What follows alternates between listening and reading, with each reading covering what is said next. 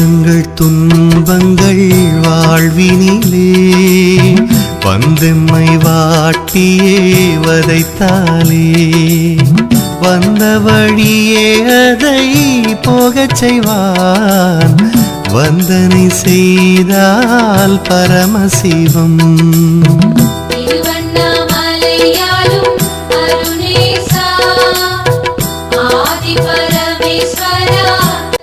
நமது பெல்நகர் ஆலயத்தில் ஒவ்வொரு மாதமும் கடைசி சனிக்கிழமை மருத்துவ முகாம் நடைபெறுகின்றது.